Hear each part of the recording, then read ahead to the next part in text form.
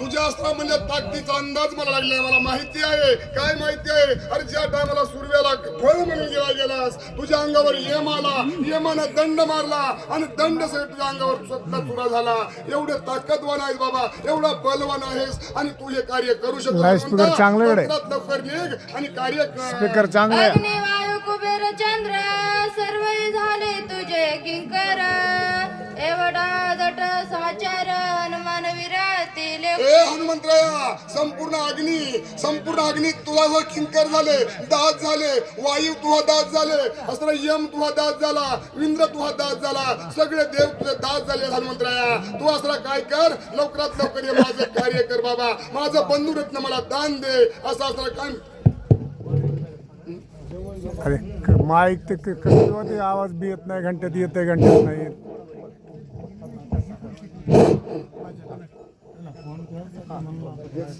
आपुली आओ प्रताप शक्ती लाओ निसकळाची वरदोक्ती, वज्र दे ऐसी ख्याती त्रिजगती मिरविजे. ए हनुमंतराया बाबा, तू काय केलंस म्हणले? तुझ्या पराक्रमानं, तुझ्या ताकदीनं सगळ्यांनी तो जिंकल्या गेलास आणि जिंकून त्यांना तो प्रेमानं सरळ घेतलास म्हणले आणि तो संपूर्ण वज्रदेही रूपास्त्र तयार केलंस आणि सगळ्याचा आशीर्वाद घेतलास आणि तू हनुमंतराया वज्रदेही झालास बाबा.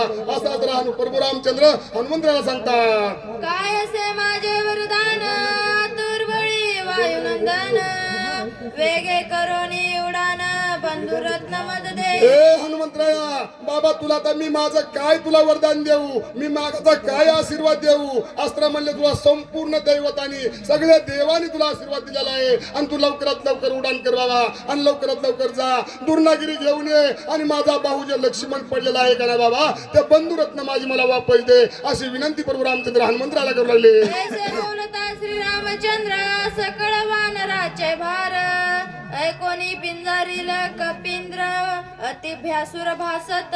एवढं प्रभू रामचंद्राचा शब्द ऐकल्याबरोबर संपूर्ण प्रभू हनुमंतरायांनी काय केलं म्हणले, अंगावरच्या रोमावळी असल्या उभ्या केल्या, अंग संपूर्ण डोळे लाल जरत केले आणि असं भ्यासूर असा हनुमंतराया दिसू लागला आणि आता उड्डाण करणार आणि उड्डाण करून जाणार, दुर्नागिरी घेऊन येणार असं प्रत्येकाला वाटू लागलं. पिंजारीला रोमावळी दिसते विक्राळ दाताळी. चला वर्षा शब्द मैंदवाडी.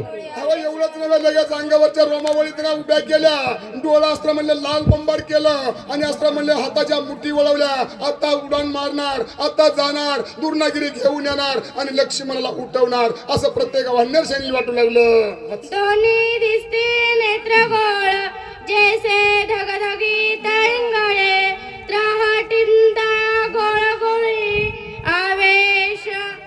अरे लगेच अस्त्र हनुमंतरायाने काय केलं, डोळा फिरवला गेला, डोळा लाल जरत केलं, अंगाच्या संपूर्ण रोमावळी उमटल्या गेल्या आणि अस्त्र म्हणले दात कर कर खाल्ला, हाताच्या मुठी वळवल्या आणि अस्त्र डोंगरावर जाऊन उडान मारणार आणि उडान मारून श्रीपार दुर्नागिरीपर्यंत जाणार. वळीला पुच्छांचा अकोंडा, लघोनी सुळवेचा कडा, राम सौरोनी वेगाडा, केला गाडा भुंभुका.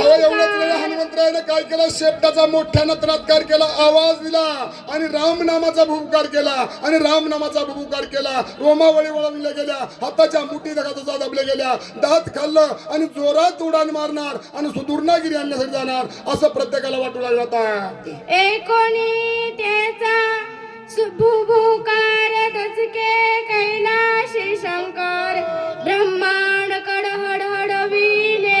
एवढं नव्हे, अस्त्र हनुमंतरायाने मोठ्यानं प्रभू रामचंद्राच्या नावाचा भूकार केला आणि भूकार केल्याबरोबर संपूर्ण पृथ्वी डलमल करू लागली, पृथ्वी हालू लागली, कैलास हल्ला आणि संपूर्ण पृथ्वी डगमग करायला लागली. डगमग करायला काय करत पुढं, अकाळी प्रळय कायसा सृष्टी, पळय रुद्र निमिती हष्टी, इंद्रायदिक पडिले संकट, प्राणकंठी दाटले. एवढंच नाही, हनुमंतरायाने उडान मारले, पृथ्वी डगमग डगमग करू लागली. अस्त्र म्हणले महादेवाला सगळं डचकी भरली. पुढील वाचक अपेक्षा संभाजी संपूर्ण